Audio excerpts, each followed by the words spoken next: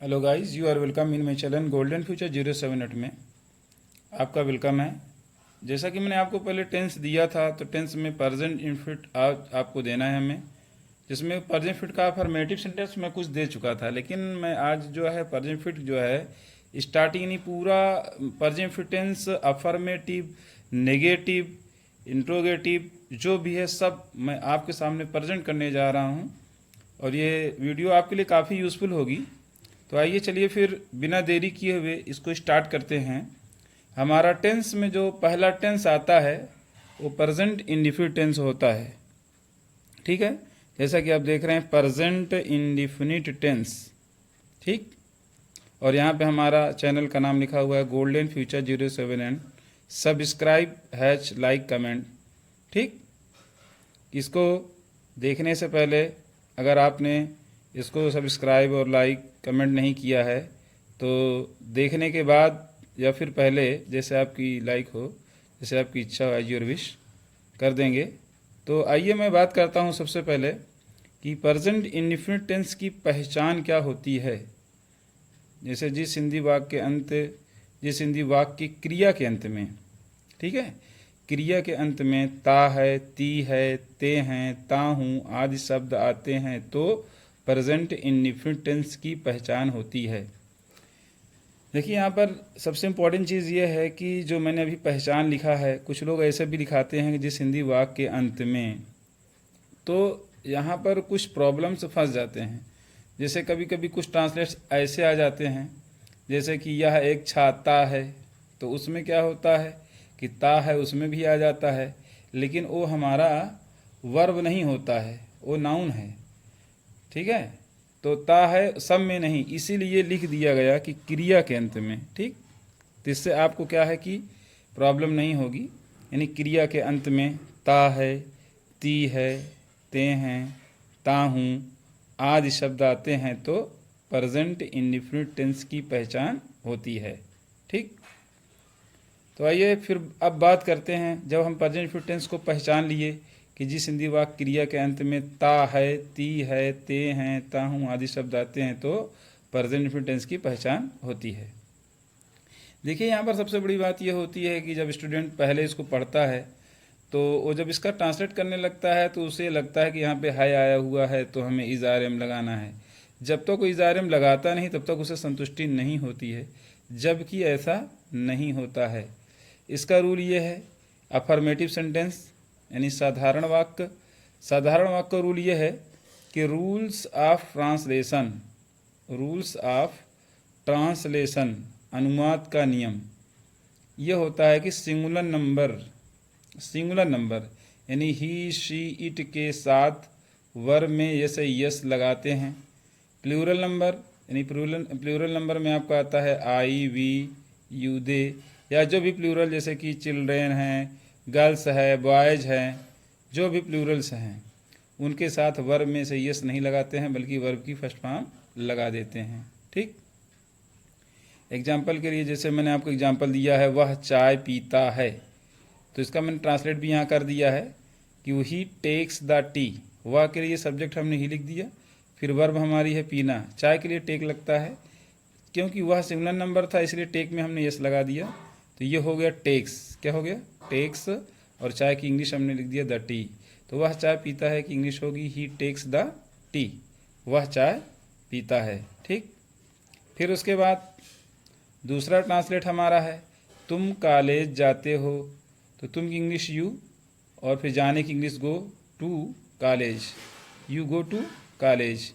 अब गो के साथ हमने ऐसे यस इसलिए नहीं लगाया क्योंकि यू जो है प्लूरल ग्रुप का है और जब प्लूरल होने पर वर्ब में से यस नहीं लगता है। सबसे इम्पॉर्टेंट चीज़ यहाँ पे यही होती है कि सिंगुलर है तो वर्ब में से यस अफर्मेटिव सेंटेंस में, और प्लूरल है तो वर्ब में से यस नहीं लगेगा। अगर इतना आप समझ गए तो समझ जाइए कि प्रेजेंट फिट आप समझ गए हैं। और यहाँ पर ता है कि अंग्रेजी जब यस लग जाता है तो ले लेता है, और नहीं भी लगता, जैसे प्लूरल नंबर है तो भी वो ता है तक की अंग्रेजी ले लेता है, यानी अलग से हमको है कि अंग्रेजी इज़ आर एम नहीं लगाना है। ठीक, इतना तो आप समझ ही गए होंगे।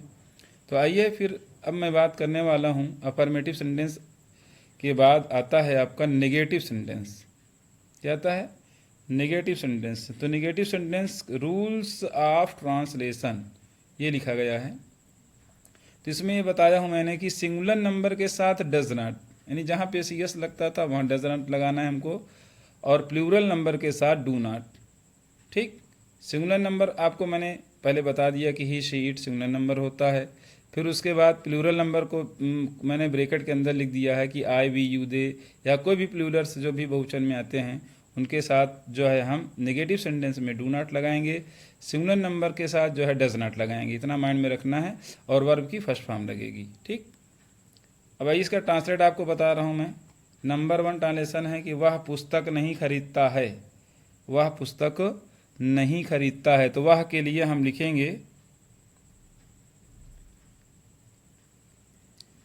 वह के लिए हम लिखेंगे कि वह पुस्तक नहीं खरीदता है। ठीक, तो वह के लिए हम लिखेंगे ही,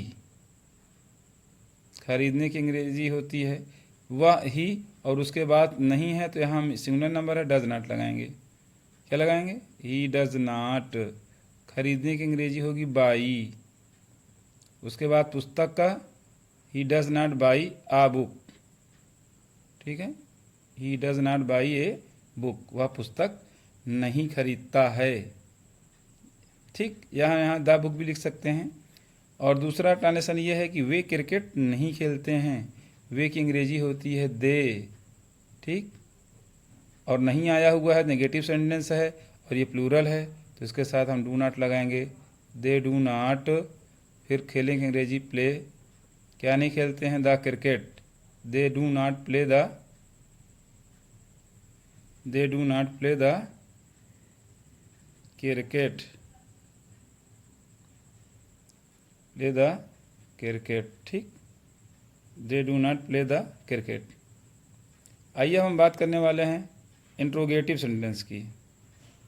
इंट्रोगेटिव सेंटेंस, इंट्रोगेटिव सेंटेंस में 2 रूल होते हैं, रूल नंबर 1 और रूल नंबर 2। रूल नंबर 1 जो होता है उसमें क्या होता है, वाक्य के शुरू में क्या आता है।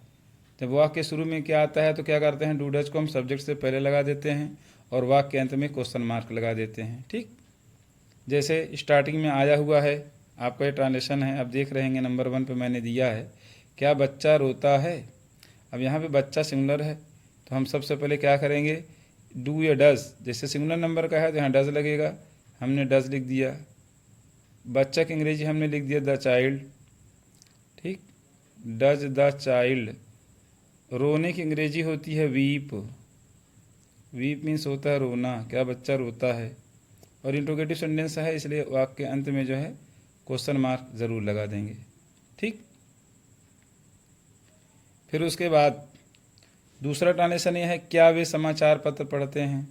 अब ये प्लूरल नंबर है तो डू लगा देंगे। ठीक है, फिर वे की अंग्रेजी दे लिखेंगे। ठीक, फिर पढ़ने की अंग्रेजी रीड, तो वे क्या पढ़ते हैं, समाचार पत्र, तो उसके लिए हम लिख देंगे द न्यूज़पेपर। समाचार पत्र का मतलब है द न्यूज़ पेपर,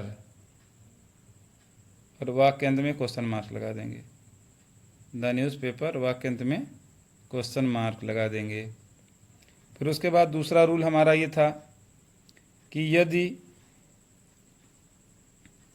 दूसरा रूल हमारा ये है, आप देख रहे होंगे, दूसरा रूल ये है कि यदि वाक्य बीच में क्वेश्चन वर्ड आए तो वाक्य में सबसे पहले क्वेश्चन वर्ड को लिखते हैं।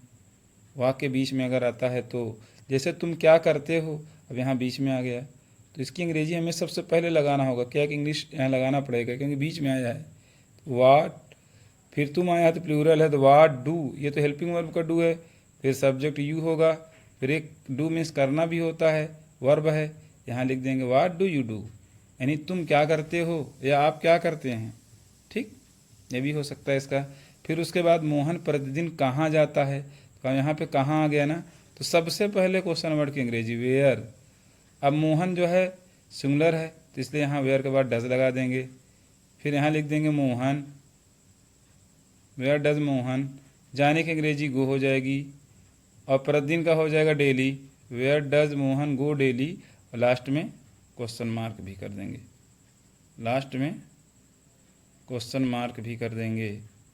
ठीक, तो इसका हो जाएगा where does Mohan go daily, Mohan प्रतिदिन कहाँ जाता है। ओके, तो फ्रेंड्स ये रही आपकी वीडियो प्रेजेंट इंडेफिनिट टेंस की।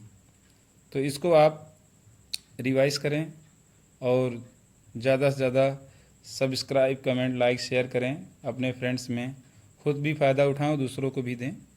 बस इसी के साथ थैंक्स, फिर मिलते हैं हम आपको नेक्स्ट वीडियो में। ओके।